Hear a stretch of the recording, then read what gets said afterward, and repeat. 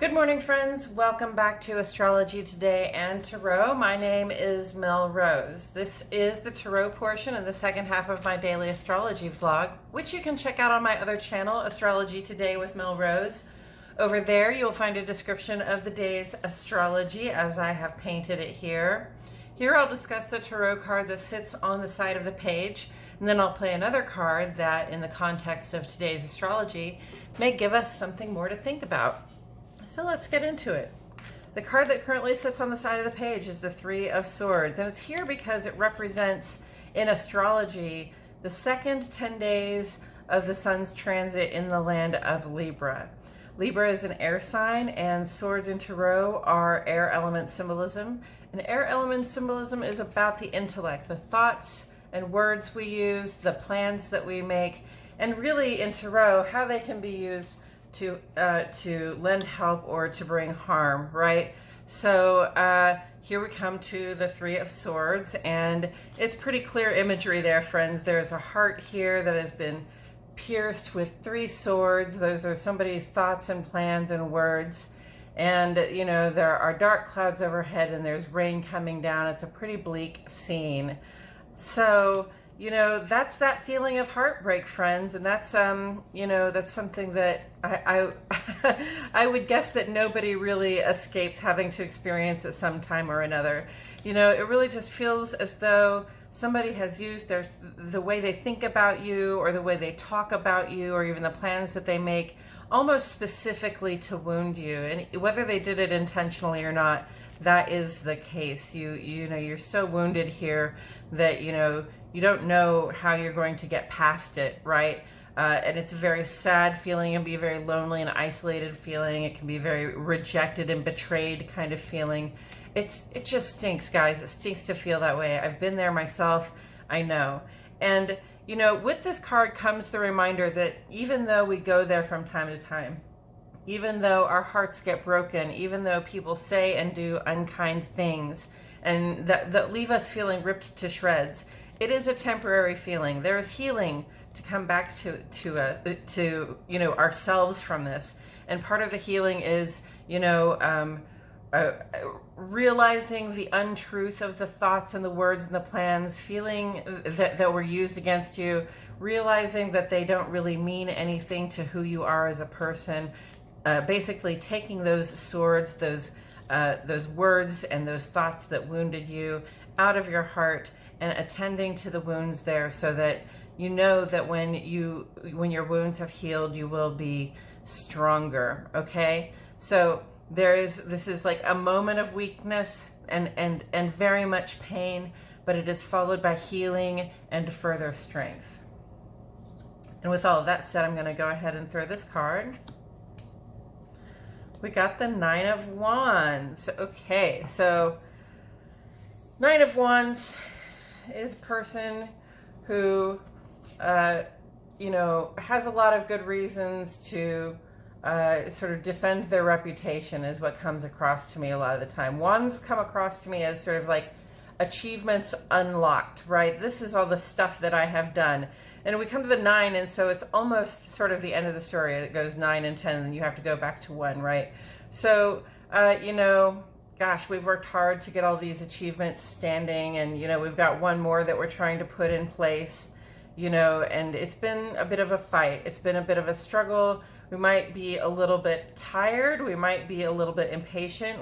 We're probably quite defensive of our actions so far, not wanting any of our achievements to fall or to, you know, look as though they are not complete at this time. So, you know, that is a time, you know, when we have to think about the sort of wall of trophies, right? The things that we have achieved, the things that we sort of rest our reputations upon, and understand that it's all behind us. All of that is behind us. You know, there is a path forward that doesn't include having to carry all of this with us.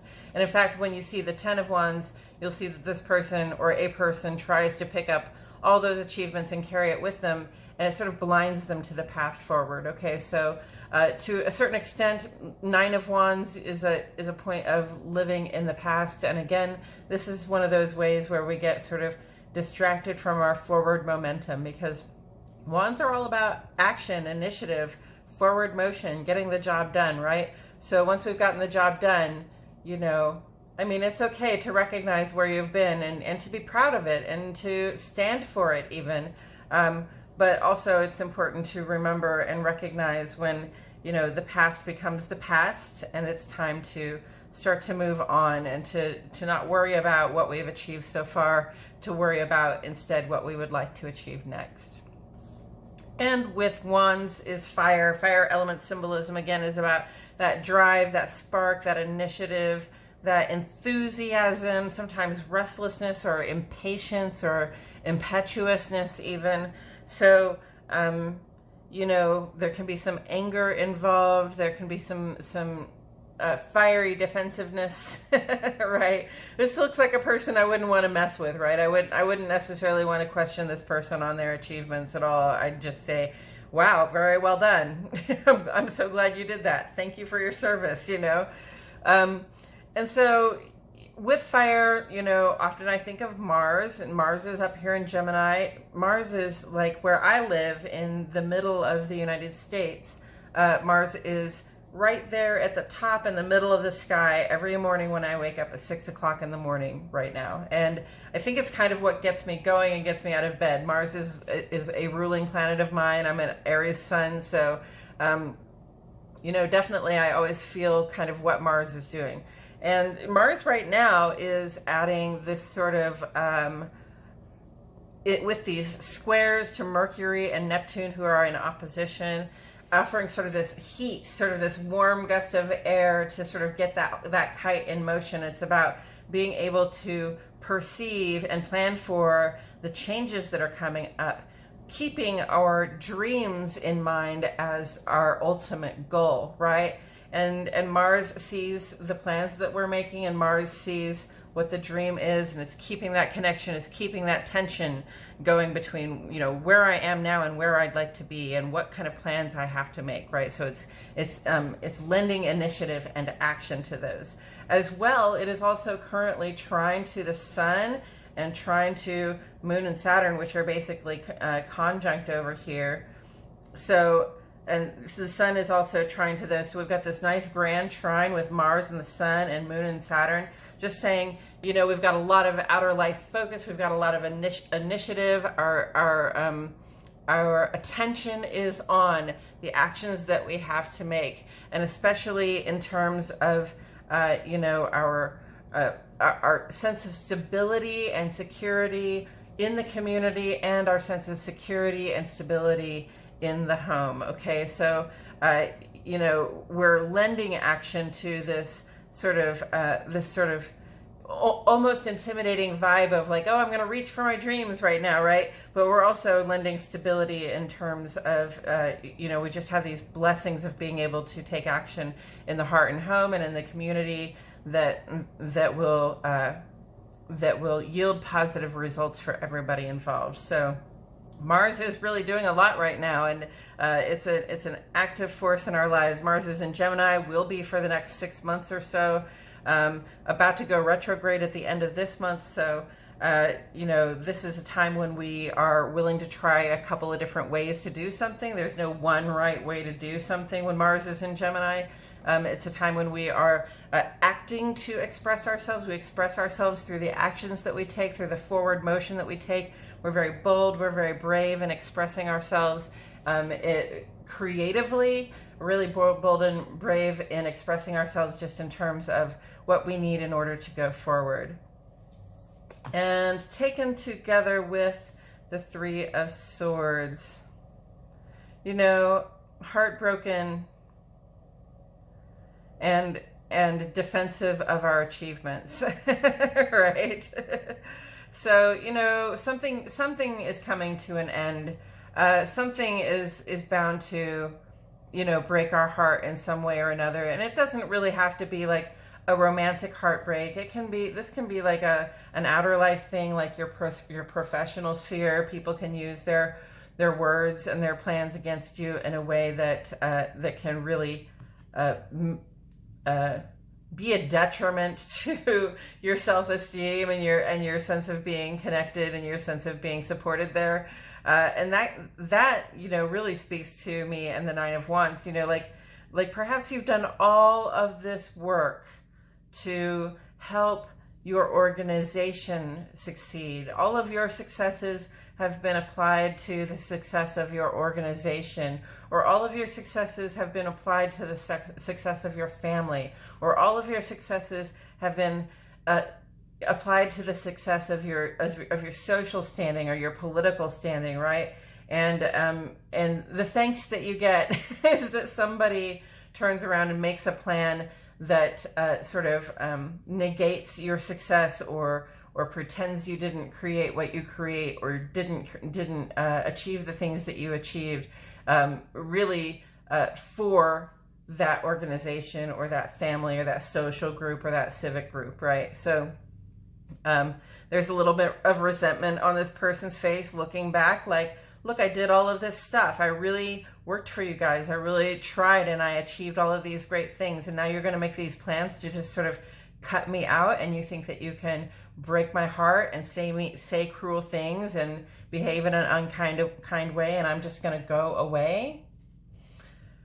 Yeah, well, the fiery disposition doesn't say I'm just going to go away. The fiery disposition is going to say that even though it's difficult and I resent having to do it, I'm going to stick around and tough this out and see what I can do to get back at these people who have planned against me. And, perhaps there's a little bit of revenge here. There's a little bit of sense of vengefulness, or just of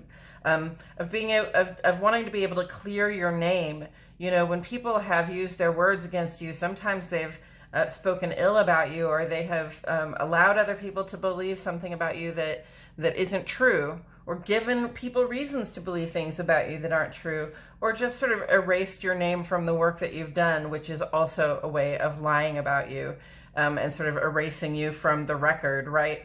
The Nine of Wands is not interested in standing for that. The Nine of Wands is going to be very defensive of their position. Whatever you do going forward, whatever happens going forward after all of this heartbreak, after all of these people using their words and their thoughts and their plans in a way that wounds us, okay?